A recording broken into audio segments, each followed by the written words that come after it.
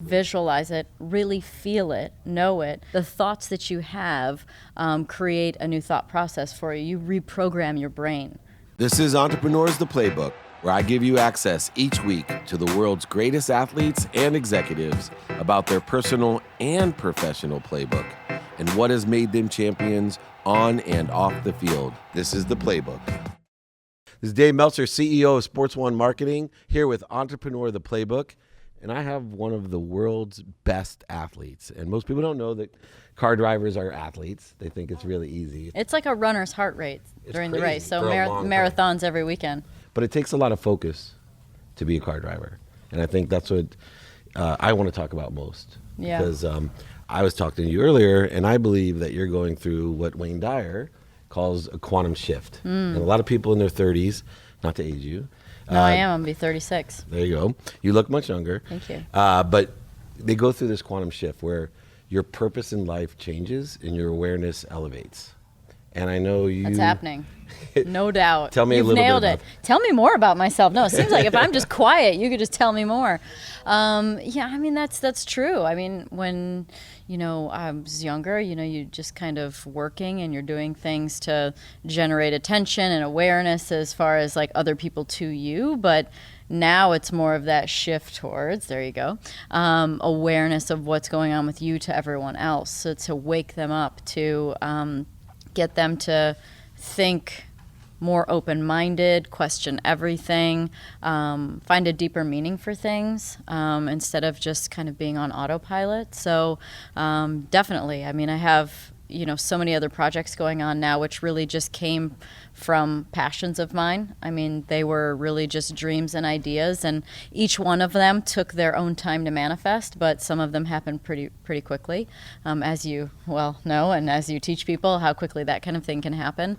Yeah, it's a fun time for me. I love this shift. Like, this shift is it's not only empowering to me, but it makes me want to empower other people.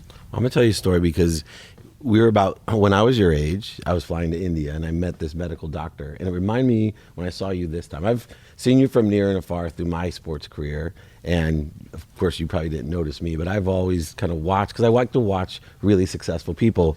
But I noticed like you have this tremendous light, but I always felt like you were blocking it when you were younger. Like you very focused, but there was so much more to it. And this lady told me on a plane, she goes, the whole world vibrates.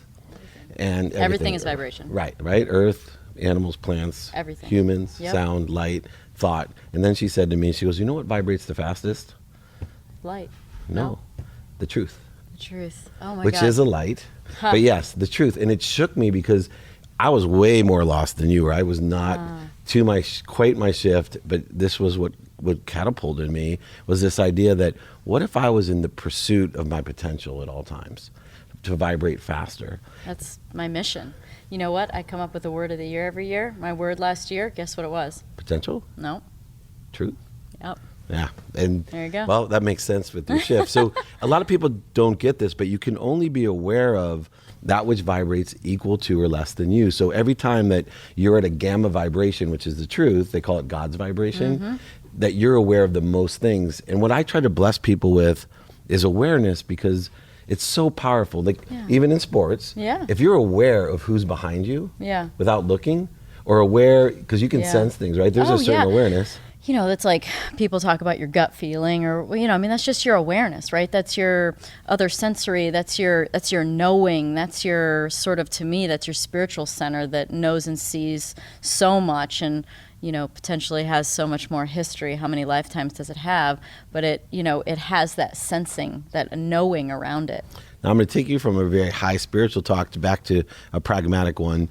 One of the things that I believe that I help people with is transcoding the truth into this pragmatic world that we live in. So you could transfer it down to, because you want to live, right? Like I have this play the game. I have this conversation with my girlfriends where I'm like, I don't want to be detached. Like, I don't want to live in this woo-woo world that nobody understands and I can't affect anyone. I want to still function in the world, and I want to be able to reach other people in the world. So this is going to be very beneficial for me. Yeah, Go ahead. And my wife was very spiritual, and I used to tell her, look, I don't want to sit at home high on my mom's couch, right? And like pretending to have a Ferrari. Like, I want to go out and buy my own Ferrari. Yeah. So when you kind of lower your vibration or transcode this higher thinking, it takes what I consider different things that you have. One, consistent behavior, right? You have a cellular memory. In fact, I think one of our people on Elevator Pitch talked about a cellular memory. Yeah. And so I believe that the body works in a 24-hour period, and that if you don't do things every day, that you're actually not programming your body correctly. Because so many people, and this might resonate with you, they think they're doing the right things because they go 5 days in a row and they work out right, they eat right, they whatever it may be, they stay focused on their goal. But in day 6, they zero out. And there's a quantum zero that loses the exponential accelerator of manifestation. Is this like neuroplasticity, basically? Yeah. So if you zero yourself out, you won't get the results that you want. But to be the world's best at something, which you are, it took a consistent, every day, persistent without quit, enjoyment of the pursuit of that potential as a racer. Visualize it, really feel it, know it. There's I think it's maybe the first chapter of my book. It's called, the chapter title is Mind River, which is basically just it's neuroplasticity. It's the thoughts that you have create a new thought process for you. You reprogram your brain through repetitive thinking, repetitive actions, and then the real manifesting comes in when you not only think them, but you visualize them, you write them down, you feel them, you assume, imagine, live as if they already exist. And your brain actually forms neural pathways. There you go. That's right? it. You know all the big words. I'm just like, this is all just like, I'm just amazed. Baby steps. Like I'm just start, just so baby step into the elevator. Shift, That's so funny. What about Bob reference? Set him down. That's perfect. Set him down. No, it's interesting because I went through my shift and my hardest part was, okay, so you're this woo-woo spiritual guy that has this higher enlightenment and you want to share it with people, but I like to make money, right? And I like all these kind of Do you like to make money, or you like the challenge? I actually like to make money for one reason, because it allows me, empowers me to help others. Okay, I live at this it's vibration. A transfer. It's a transfer. Yeah. But I find it was a conflict at first. How can I be this enlightened being, but have, like for you, GoDaddy, right? They're literally endorsing you for your future with all these great business ventures. And how do you reconcile, this awareness of yours with this great company that's been supportive of you on the track and now is supporting you with these great ventures off the track? Well, I mean, you were talking about, in my earlier career and, being at this new stage now, this shift stage, and how, it's funny. I almost use the example. It's almost just like GoDaddy, where originally it's about kind of, being flashy and getting noticed and not necessarily as much depth to it. It's really just, kind of hitting the scene. And then, over time, you evolve into this space where you want to help other people. And so, their company is now obviously all about helping people with, really, it's about their dreams, which are their, they call the side hustle, which is essentially, if you have a side hustle that you're doing for nothing, it's probably your passion, right? I mean, and that's what all my companies have been. Too, though, that's right? what my book's about. That's what my clothing line, my wine that I make. I mean, like all those things were just side hustle projects that were like, yeah, I'm just going to keep dumping money and time into these things,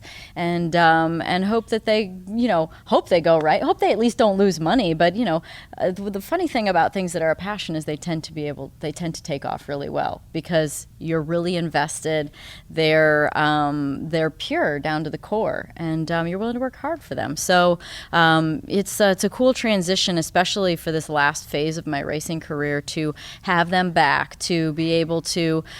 I mean, we're reflecting back to each other where we're at in this point in life, which is just, all about growing and helping people and making your dreams become a reality, which is just the coolest stuff. Like, I love watching people make their dreams become reality. It's really powerful. They're living their truth, which, I mean, if we're talking about like the shift and the deep truths and stuff, it's like, look, people might not want to hear it from me, but, I love racing, but it's, when I finally had a little crack in the shell a few years back about like, oh my God, it's not my passion. Like, I love it, but it's Like, I don't go to the track for fun on the weekends. I don't watch racing on TV because I'm obsessed with it. I just don't care. There are parts I love about it, but it was when I finally realized that truth of mine, and then things take a while. Sometimes they take a while. A few years later, certain things started to show themselves as being signs to me, and that's important too in life, is start to recognize the signs. I'm all about trying harder, but you have to understand when something isn't for you anymore, and it's not a matter of giving up, it's a matter of letting go. And so that's what I had to come to the conclusion of with my racing career was I love it, but it's not my passion, and it's time to let it go, to let another passion flourish for me. And so my dream for myself, and this is just kind of an idea, I guess, is that somebody or anybody or everybody knows me for something other than racing, because it will have just meant that was that successful because I cared that much. And not to be dismissal of racing, I love racing, and that's been everything that's put me exactly where I am today. These opportunities would not be here without racing, but I just wanted to sort of speak volumes about these other projects and how much I love them. It was fun for me because I have been more stick and ball sport type of person, and one of my dear friends is Eric Dickerson. Oh. And it blew me away. I started talking football with Eric Dickerson because my business partner, Warren Moon, loves football. It's still his passion. Yeah. Right? He announces it. Yeah. He watches I Little love League football. games. He's just crazy about it. I was a Bears fan for a really long time. Not anymore, I'm sure. But, when he sat there, I'm talking football, he goes, Dave, just please stop. I don't watch football. Like, what?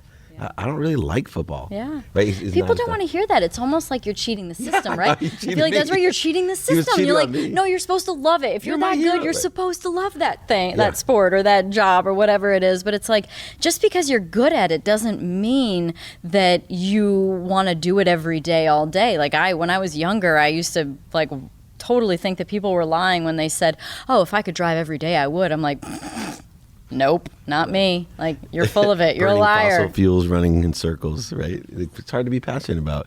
Low vibe. Right. Some of it is. Right. But it's Competitive world, there are things, and anytime things are competitive, so it can you're be in a little bit that the way. business world now, and it's interesting because Yeah. I choose projects that carry the same vibration, and I don't believe in coincidences, right?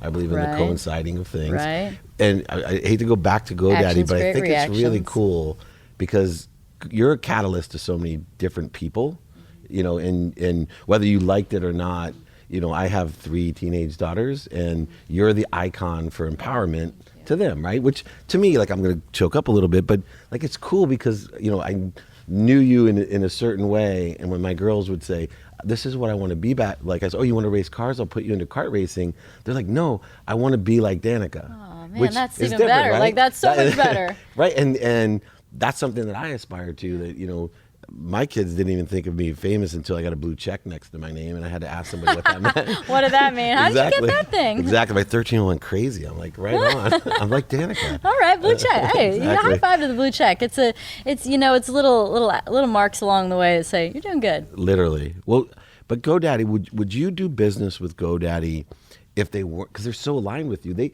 Yeah. are a passion and a dream making company. Yeah. My first website I used, my domains, I probably own 1,000 now through them. Yeah. Uh, I remember hearing way back in the day when we first started together, and my friends would, because look, I'm not doing it myself. So when I'm setting up websites and doing things and getting domain names, I have assistants and they all get that. And they're a sponsor. So they just line it all out and make it happen. But a lot of my friends would use them, of course, and probably a lot because of me, but also because they're their customer service is so good. It's so easy. They call, I remember hearing that way back in the day. And so when you're rooted in that kind of service and that kind of one-on-one kind of situation, then I feel like it was a good platform for them to rise from there. I'd be 'Cause kicking your you get agents. one shot, right? There's so many companies out there, as you all know. There's so many companies. You tend to get one shot with people. So, when you actually get someone on the phone and it's easy and they check on you and it's good, then you're going to get them back. Yeah, and what a great company to endorse you. It's funny.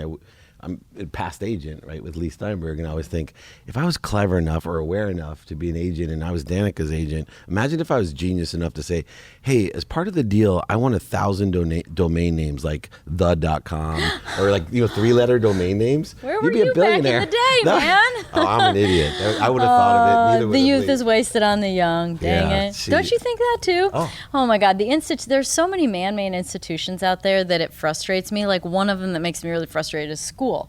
Like I understand we need some formal education of some sort, but isn't it wasted on the young? I'm now, 35, 36 years old. Like I want to learn more than ever now. And I get that I'm an adult and I need to go work and not go to school. But, when you're 8 years old, you want to play. You don't want to get yelled at for sitting on the wrong part of the rug on the floor. Like, it's just like, I just think there are so many man-made institutions out there that it's like school's one So of I'll them. turn on some cool books about that it's actually when we're born, we're geniuses. And then they say by the time we're 5, that all the conditions and judgments that are made from us, yeah. that we've lost 95% of our genius by socialization. That you're actually connected. And in fact, I had this great interview with this You're kid. not actually seeing things. You Right. actually see them. You're projecting, right? And it's coming through you, not for you. And I actually had an interview where he's a medium.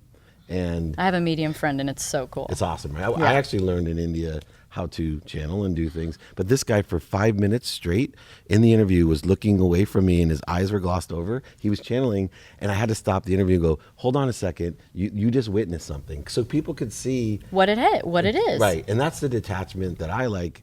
Now, one quick question before we finish, too, is... No, we're not done. We have so much more channeling and spiritual there we things go. to talk about. All right, we'll continue on. But one thing that most athletes like yourself and most business people as well, so I've been more, after I played football in college, all strictly about money, was I always attached my happiness to an outcome.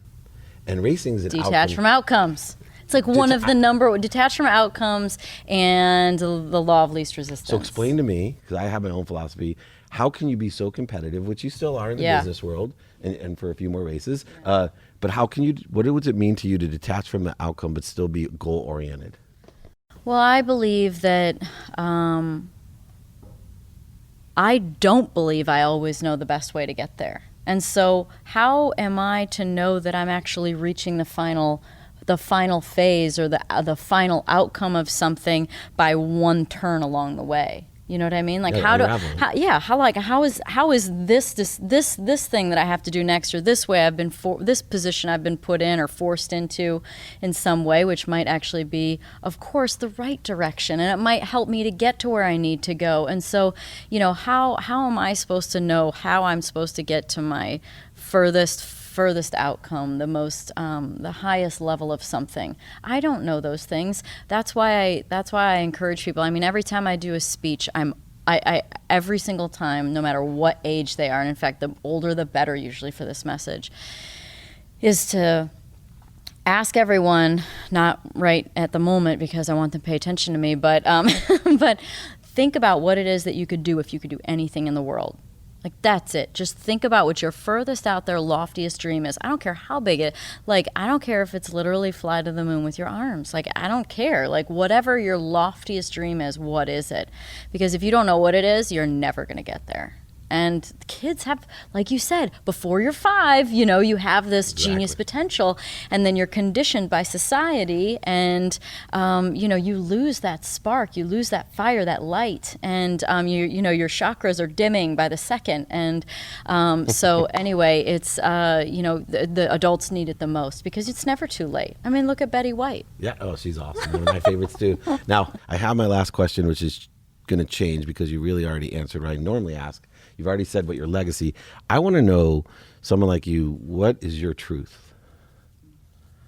I told you there'd be no zingers. I lied. Yeah. Okay. I saved it to the last question. My truth? I mean, I think I told you one that is pretty revealing as far as someone who's been very successful in something, and that's that, racing really isn't my passion. While I'm good at it and I love it, it's not my passion. But I think that my evolving, emerging truth is that And I've always felt like I'm here to do great things, and I've always felt like racing was a platform for me that I was supposed to continue down, because it's like it's a unique platform. I can reach people, I can affect them, but I'm beginning to think that that's not necessarily the only way I can do it. And perhaps I was actually told by an astrologer a little over a year ago. I usually do it on my birthday. That she saw me doing books and traveling a lot, and she said that I see you. You are someone who can reach people that not others can, because of this, where I've been in the sports world. And so I just feel like my truth is that I've always felt like I always felt like I was different, and I always felt like I have something to offer people, and somehow I have this drive that people can feed off of. And so it's to help people find their own, and it's all there. Everyone has it. It's just a matter of getting them to wake up to it and to realize it and believe it. So to affect people, to help people, to help brighten their light. And ultimately I would love to be that kind of person that, how you walk into a room and you see someone that you just love, and you're like, you just smile when you see them. I want to be that person that's sitting down there. Somebody walks in and they're like, oh my God, and they just smile. Like, I want to be the brightest light. Like, I want to be light. I want to be positivity. I want to bring people up, and I don't want to be susceptible to other people's negative energy to bring me down. I want to have the ability to bring people up to me. And I think that would be a really powerful position to be in, because it's going to, affect the collective. And that's what we need, is this we need to create a good cancer. Exactly, a collective belief. And I do want to thank you, because it did and does mean a lot to me, not just for my teenage daughters, and because it's so difficult to empower kids alone, and it's so important nowadays, especially for women, to, I think, understand you can manifest anything you desire rapidly and accurately, even in the most masculine sport, or in the highest physics, or in the world of woo-woo, whatever you dream about. I think, these limiting beliefs that are generations and even past lives old, that we have to break through that. And it's people like you that are full of light, that really have, you inspire so many. And I'm involved because I have these teenage girls, and I see who they look up to, which means so much more than anything I could. I've said to my kids for years, show me your friends, I'll show you your future. And I know that's gone in one ear, out the other, and it's good advice. How many times do parents say you are who you hang with? But at the end of the day, you are. Whether it's we like attracts like. So if your friends are not good friends, then maybe that's in you too. And so it's the sort of the concept of like, dress for the job you want, not the one you have. So go find different friends. And thank you for being a friend. There's one other concept, and like maybe you know about this. Maybe I don't. I don't know if this is true or not, but this is along the same lines of finding good friends, or saying positive things, dreaming into things. And that's that I feel like I heard at some point that your subconscious can't tell the difference between a truth and a lie. And so if you go into everything with that mindset that it can't tell the difference, what are you saying to yourself? Like, you stop looking in the mirror and going, I'm ugly. You stop doing that. You stop saying I'm not worthy. You stop saying I'm stupid, because if you think about it, where you're actually telling yourself that for real, programming yourself that, then all of a sudden, you might start rethinking the way that you talk to yourself. And look, we're made of 70-80% water.